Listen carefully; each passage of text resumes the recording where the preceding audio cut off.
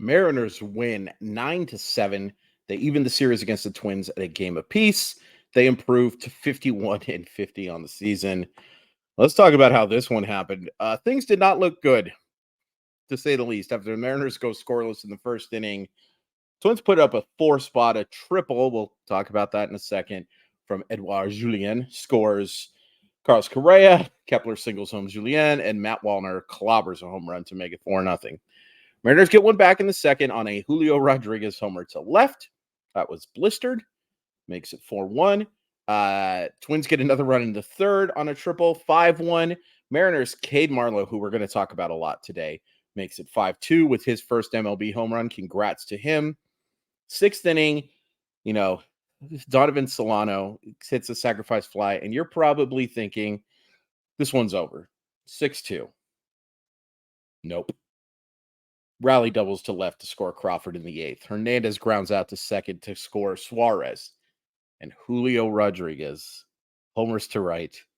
And as clutch a moment as you can, as clutch a moment as you can have to make it, well, maybe there's more clutch, but it's pretty dang clutch to make it 6-6. Ninth inning, the Mariners get a bases-loaded double to score Marlowe, who had a terrific at-bat to walk, and also scored Colton Wong to make it 8-6. Hernandez gets a sac fly to make it 9-6. And in the ninth inning, Paul Sewald does what he does, gets the job done, but with multiple runs lead, he's given up one. Gives up a long homer to Michael A. Taylor to make it 9-7. Doesn't matter. Mariners win. Whew, what a game. What a game. And what the amount of good games that the Mariners have played over the last week, maybe a little more, maybe a little less, it's just been insane.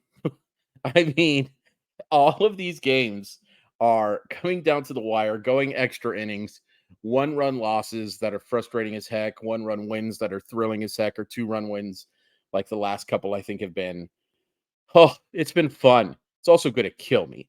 And again, I talked about it. The Mariners are going to kill me. And it's not because the Mariners are bad. That's not why I'm going to die. I'm going to die mainly because I'm mortal. And also because this baseball team has these flashes of brilliance like tonight. And these amazing comebacks like tonight. Are there any negatives to talk about? Well, yeah, actually, there's one really big negative. It's nice that Kirby gets 9 strikeouts. He was not good tonight. And that's not surprising. When he faced this lineup the last time, he gave up, I believe, 0 runs on 7 innings, and he struck out 10. It was one of the most dominant starts he's had as a major leaguer. So it's not a huge surprise that he wasn't very good. But tonight was bad. And it shows you that when Kirby catches too much of the plate, just like a lot of pitchers, but especially Kirby, when he doesn't have the command, control's always there. He only walked 1. He threw 62 pitches of 89 strikes, more than 5. But he struggled to put hitters away. And the strikeouts are great, but they don't do you much good when you're giving up a lot of hard contact. And there was some pretty hard contact. I will point out that first inning, that triple, and we're going to talk about Cade Marlowe, who had a fantastic offensive game and was super critical. You got to catch that baseball. You have to catch that baseball. I saw some people on Twitter blaming Julio for that, like a lack of communication. Now, that's the left fielder's ball. You got to make that catch. I will admit, I screwed up. I called out AJ Pollock on that play. We regret the error. And in reality, that should have been an error. I know it's outfield play if it's not a direct ball hit right at you, and unless you just flat out drop it or you make a terrible throw, you're just not getting the air. And it's why earned run average is a flawed stat, to say the least. So there's a run, maybe 2, that should have gone away, but he still wasn't good and he wasn't efficient. This was not George Kirby at his best, and it's kind of awesome that the Mariners were able to win a game at his best, not at his best. Gabe Spire was really good out of the bullpen. Let's just get into the positives. Isaiah Campbell, he gets a couple of strikeouts. I'm not loving the usage of Campbell as much as they are. I mean, he's got a chance to be a solid middle reliever. I think they're using him a little bit too much, and some of it maybe not by choice, but it sure would be nice to have Penn Murphy right now. And maybe if you're consider yourself a contender, maybe it's kind of weird to say, but you're adding to the bullpen. Saseda was really good. Matt Brash was phenomenal. I know he issues that walk. I actually think the 2-2 pitch should have been a call to strike. Um, he's good. He's really good.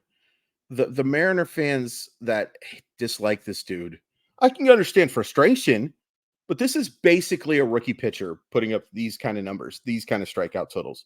He's phenomenal. He is a phenomenal, phenomenal piece and an important part of this club. Paul Sewald, he's going to give up a run in a multiple run lead, especially if you give him 3 or 4. He's given up a run. He threw a slider right, I think it was a slider, right down the middle of the plate that Michael A. Flipping Taylor just absolutely crushed. Normally, I mean, you take a look at Paul Sewald's numbers. He's really good.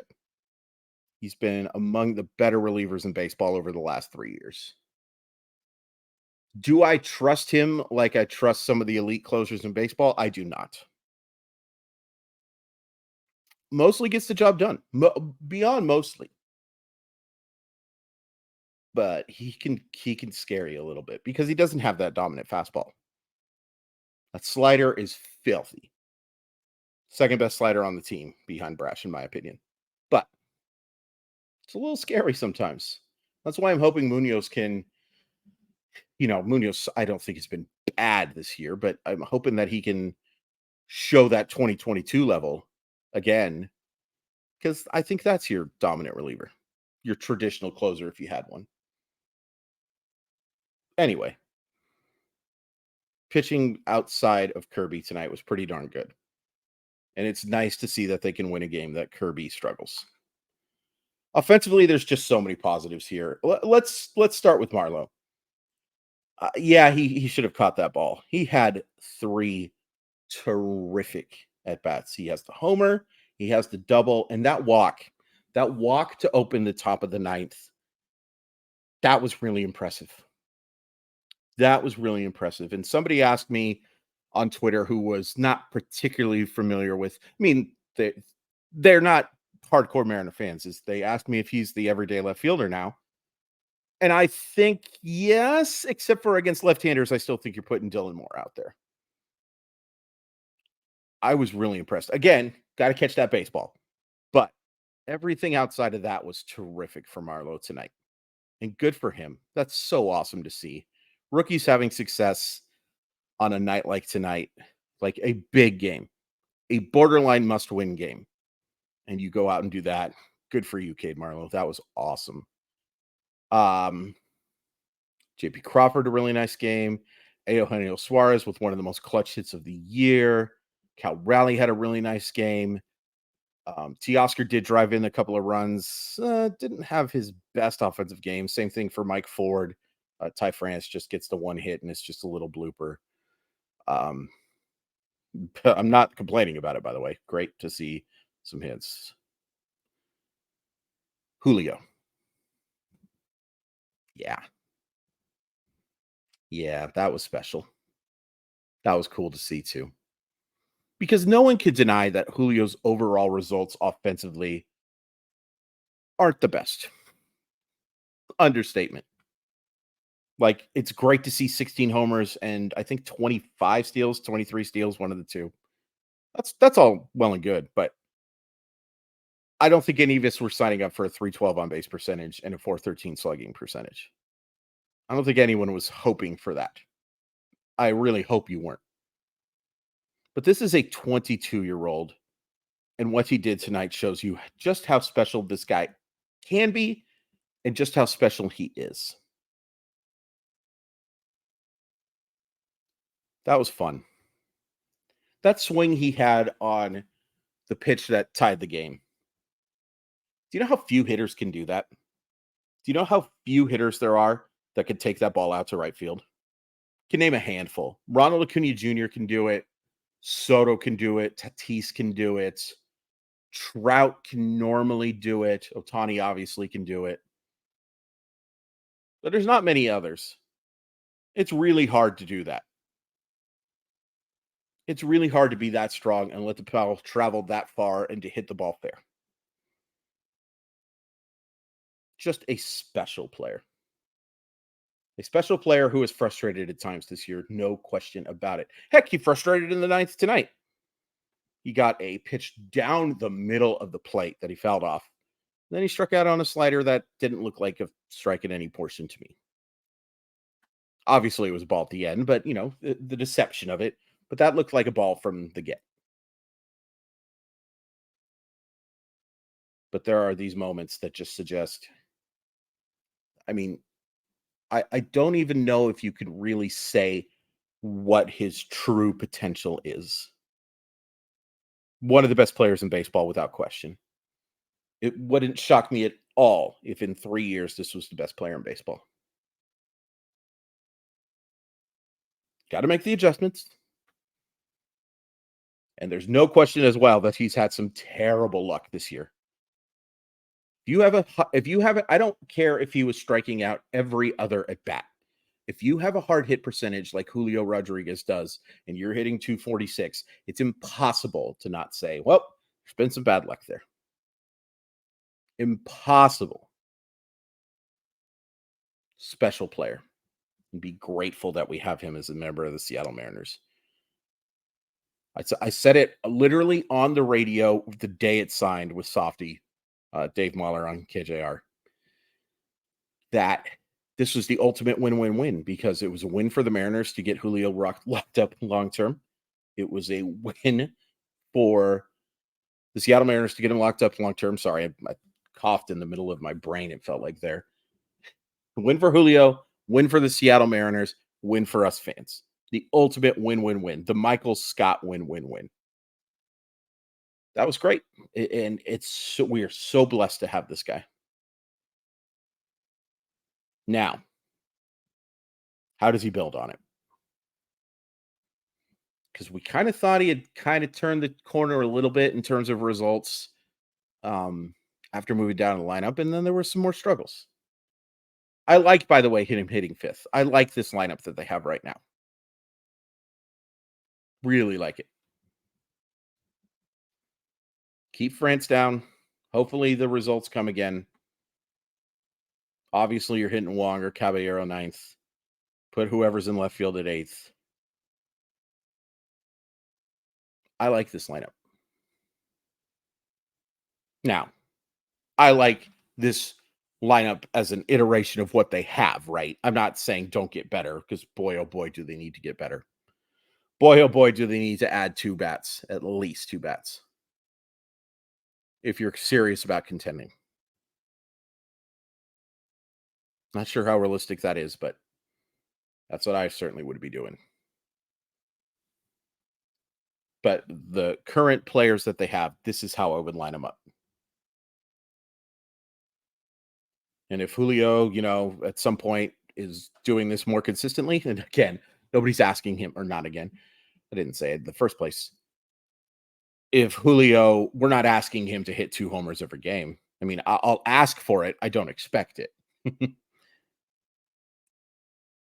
If he's more consistent in those results, maybe you move him back into that second or third spot.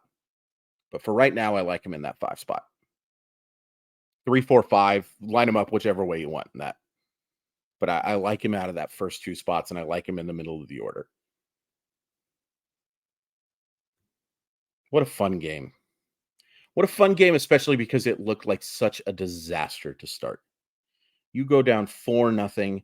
You're facing Pablo Lopez, who is an excellent starter, and you struggled so much out of a couple of swings last night offensively. They're very reasonable to start feeling pretty down.